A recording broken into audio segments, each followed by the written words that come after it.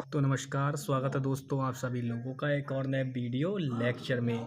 और इस वीडियो में हम बात करेंगे, नॉर्मल हमारे क्वेश्चन चल रहे हैं using adverb too. Remove too के मैं आपको कल बता चुका हूं। तो आज हम बात करेंगे कि एडवर्ब टू का इस्तेमाल करके कैसे करके हम सेंटेंसेस को बनाते हैं। अब एडवर्ब टू का इस्तेमाल करेंगे तो जाहिर सी बात है, हमें सेंटेंस जो बोर्ड में है वो किस तरीके से क्वेश्चन पूछा जाएगा सबसे पहले वो सुन लो, क्योंकि यही बात इंपॉर्टेंट होती है। तो आपको सीधी बात, जो सेंटेंस दे रखा होगा वो आपको दिया गया होगा। सेंटेंस जो आपको दिया गया होगा वो दिया गया होगा कॉम्प्लेक्स सेंटेंस। कॉम्प्लेक्स सेंटेंस दिया होगा, इसको आपको कन्वर्ट करने के लिए कहेंगे सिंपल सेंटेंस में। सिंपल सेंटेंस में अब सिंपल से कॉम्प्लेक्स दिया होगा, सिंपल सेंटेंस में कन्वर्ट करने के लिए बोल देगा, या आपसे बोलेगा कि एडवर्ब टू का इस्तेमाल करो, ये लिख देगा ब्रैकेट में कि एडवर्ब टू का इस्तेमाल करो। तो आपको बिल्कुल नॉर्मल चेंजेस करने हैं, कोई प्रॉब्लम नहीं है, आराम से हो जाएगा।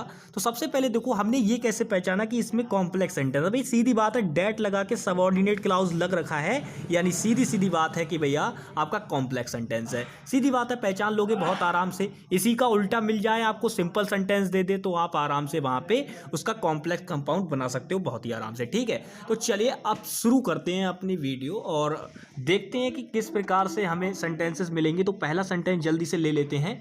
तो पहला सेंटेंस है हमारा, he is so weak, he is so weak. ठीक है, he is so weak that he can not move about. ठीक है, मूव अबाउट, ये सब आपके टिपिकल के ही क्वेश्चन हैं, आपको मिल जाएंगे, आप देख लीजिएगा। ठीक है, मूव अबाउट, इसको कैसे करके बनाएंगे समझिए, इसको बिल्कुल बहुत ही आराम से समझिए। सबसे पहले हमें दिख रहा है कि सीधे सीधे सो दिख रहा है, उसके बाद डैट दिख रहा है। अब इसके बाद इधर ये आपका एक क्लाउज है, इधर दूसरा क्लाउज है, इधर फर्स्ट क्लाउज है, इधर दूसरा क्लाउज है। ये जितना भाग है ये आपका सबऑर्डिनेट क्लाउज है, इसी में ज़्यादातर परिवर्तन करने होते हैं, तो इसी पे हम फोकस करेंगे। इसमें इस सो का कुछ नहीं करना है। बताओ जरा, पहली वीडियो जो मैंने आपको बताई थी उसमें सो को हम किस चीज़ को सो में बदल रहे थे, तो आप बोलोगे टू एडवर्ब को। यही बात थी ना, टू एडवर्ब को ही तो बार बार हम शो कर देते थे, तो कोई दिक्कत नहीं है। तो पहले क्लाउज में तो कोई ज़्यादा खास चेंजेस नहीं है, इसीलिए इसको मैं नहीं बता रहा, इसको बताऊंगा कि कैसे करके करेंगे। तो सबसे पहले समझो, ही इज टू की, ये सो की जगह क्या आ जाएगा, टू लग जाएगा, बीक लग जाएगा। अब समझो, अब ये है पूरा डेट के साथ में सबऑर्डिनेट क्लाउज बनाया गया है। इसको हमें क्या करना है, सबऑर्डिनेट क्लाउज को जब हम इन्फिनेटिव टू के माध्यम से जोड़ते हैं तो बस केवल हमारा क्या लिया जाता है, उद्देश्य लिया जाता है। केवल क्या लिया जाएगा, उद्देश्य। बोले तो ऑब्जेक्ट ले लो उसका, बस बात खत्म। यानी कि सब्जेक्ट छोड़ोगे और वर्ब छोड़ोगे, आपको लेना क्या है, केवल ऑब्जेक्ट। यानी कि he is too weak to move about, बस ये हो जाएगा। वर्ब लोगे और ऑब्जेक्ट लोगे, बस टू मूव अबाउट, ये हो जाएगा आपका पहला सेंटेंस। ठीक है, इसी प्रकार से चलिए दूसरा एक और देखते हैं इसी तरीके का। बिल्कुल नॉर्मल सेंटेंसेस हैं, कोई दिक्कत नहीं है। समझिए, ये है दूसरा आपका, this book is so difficult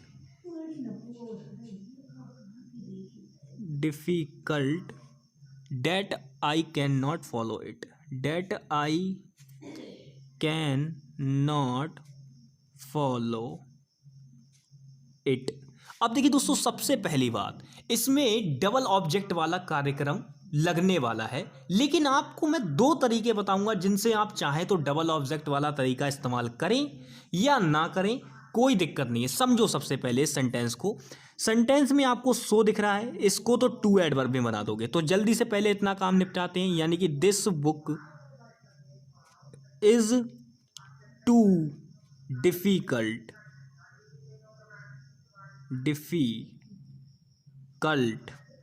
ठीक है, इतना बनाने के बाद में अब आप अच्छी तरीके से जानते हैं कि ये डेट के बाद में जितना भी ये कार्यक्रम आपका लिख रखा है, यानी कि जितने भी ये सेंटेंसेस जो आपके वर्ड लिख रखे हैं, ये सब मिलाकर क्या चीज़ बना रहे हैं, मुझे बताओ, बार बार रिपीट करो इस चीज़ को। ये डेट के बाद में जितने भी वर्ड आपके सामने लिख रखे हैं, ये क्या बना रहे हैं, सबऑर्डिनेट क्लाउज बना रहे हैं। तो अब इस सबऑर्डिनेट क्लाउज में आप अगर ध्यान से देखें तो सब्जेक्ट चेंज है, यहाँ आई है, यहाँ बुक है। अब ऐसी कंडीशन हो जाए कि भैया सब्जेक्ट आपका अलग अलग हो जाए तो आप क्या करोगे? तो वहाँ पे आपको लिखना है दिस बुक।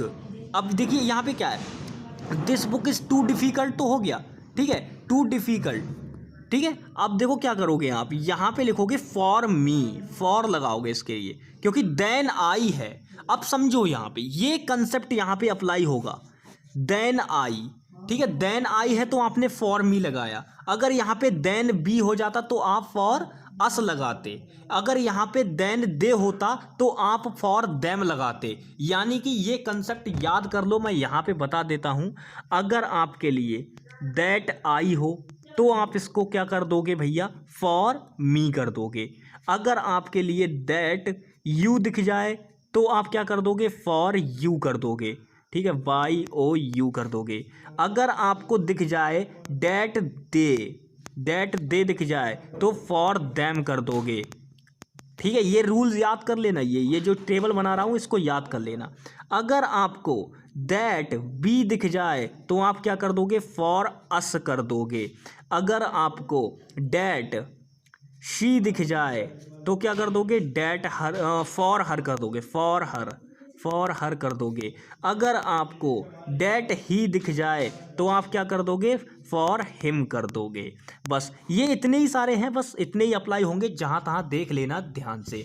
ये टेबल मैंने बना दी, इसको मैंने इसलिए बताया क्योंकि ये बहुत ज़रूरी चेंजेस है और यही वाले टाइप का ज़्यादा आता है। डबल ऑब्जेक्ट वाला फंस जाता है, आप कहते हो यार यहाँ पे सब्जेक्ट चेंज, डबल ऑब्जेक्ट बोल लो या सब्जेक्ट चेंज बोल लो, क्योंकि यहाँ पे डबल ऑब्जेक्ट बन गया ना। अब ये फॉर मी आ गया, ये आपका डबल ऑब्जेक्ट टाइप से बन गया, तो यहाँ पे सिंपल कंडीशन अप्लाई होती है। आप या तो इसको डबल ऑब्जेक्ट वाला कह के नाम ले सकते हो, जैसे आपको समझ में आए, ठीक है। इंग्लिश का कंसेप्ट जैसे हमारी समझ में आएगा वैसे हम समझेंगे, ठीक है। तो यहाँ पे समझो कि डबल ऑब्जेक्ट वाला करके समझ लो, या समझ लो कि यहाँ पे सबऑर्डिनेट क्लाउज का सब्जेक्ट इस सब्जेक्ट से मैच कर रहा है, नहीं कर रहा है ना, अलग है। तो इसके लिए क्या रूल अप्लाई होता है, बिल्कुल यहाँ से डैट के हिसाब से देख लो, अगर आई है तो फॉर मी हो जाएगा, यानी कि इतना काम खत्म हो गया हमारा। तो this book is too difficult for me too, अब टू की क्यों लगाया, क्योंकि इन्फिनेटिव है। अब सीधा उद्देश्य जोड़ दो, क्या है, फॉलो इट, फॉलो। अब समझो बात को, यहां पे इट लगाना ये आपकी इच्छा है, मतलब समझो।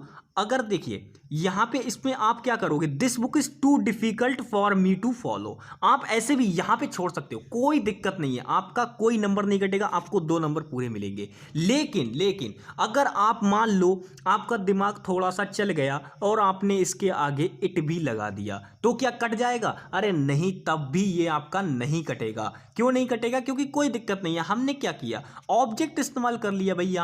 यहाँ पे सब्जेक्ट तो इस्तेमाल कर ही रखा है। लेकिन भाई सीधी बात ये है, अगर इंग्लिश के हम बिल्कुल बेसिक रूल में घुस जाएं और एक बात अगर आपको बताई जाए कि जब भैया हमने ये सब्जेक्ट इस्तेमाल कर रखा है तो यहाँ पे वाक्य थोड़ी ना चेंज हो रहा है, ये तो एक ही सिंपल सेंटेंस है ना, कुछ नहीं किया है, एक ही सिंपल सेंटेंस तो है भाई, इसको टू के माध्यम से जोड़ा है। तो आप यहाँ पे इट लगाना, ये आपका अगर बिल्कुल बेसिक इंग्लिश के हिसाब से देखा जाए तो ये 99% आपका गलत है।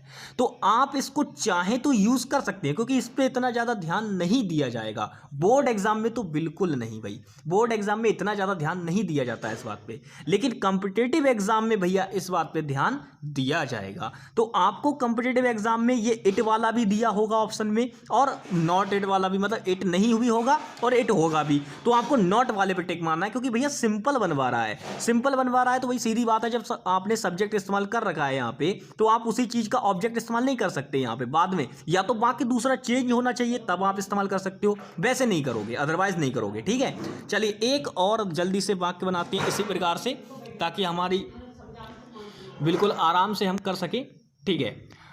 ही स्पोक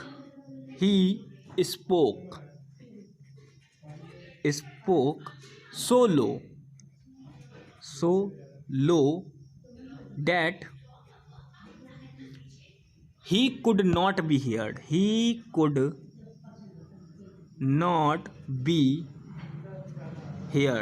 ये है आपका वाक्य, ये आपका लास्ट वाक्य है आज का, इसी को समझ लीजिए अच्छे से।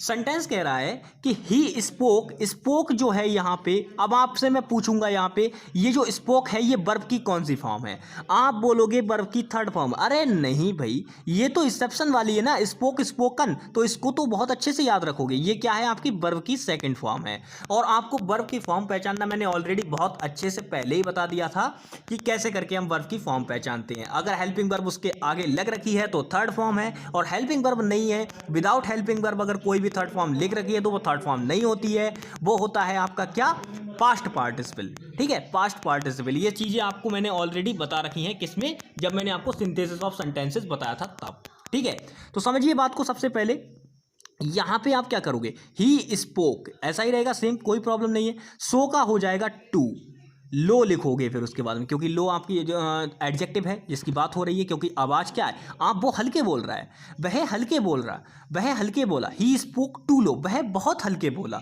इतना की मतलब जितना की और इतना की, ये सारी बात पे मैं पहले ही बता चुका हूं आपको। ही स्पोक टू लो, वह इतना हल्के बोला कि, ठीक है, जितना की। अब बात होगी, अब यहां पे कितना की हो गया, अब बात होगी जितना की, यानी कि टू लगा दो, टू।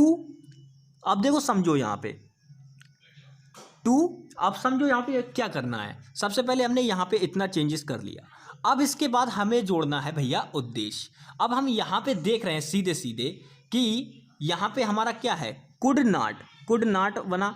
ठीक है, तो यहाँ पे आप करोगे टू बी, क्योंकि बी लगा रखा है यहाँ पे, to be heard, HEARD, heard, ये बन जाएगा आपका। क्योंकि कुछ नहीं करना है, कैन नॉट से हमें क्या मतलब है, इससे कुछ मतलब नहीं है। इससे मतलब क्या है, ये कुड नॉट क्यों आया यहाँ पे, ये बात आप मुझे बताएंगे। ये कुड नॉट यहाँ पे क्यों आया है, ये मुझे आप बताएंगे। ठीक है, बाकी मैंने इस सेंटेंस को सही से बना दिया है पूरी तरीके से, ये इसका एकदम राइट आंसर है। इसमें 2 नंबर आपको पक्के मिलेंगे। कैसे करके मिलेंगे समझिए, आपको कुछ नहीं करना है। इस सो को हमने चेंज करके यहाँ पे क्या बदला भाई, यूजिंग एडवर्ब का इस्तेमाल कर रहे थे तो टू लगा दिया।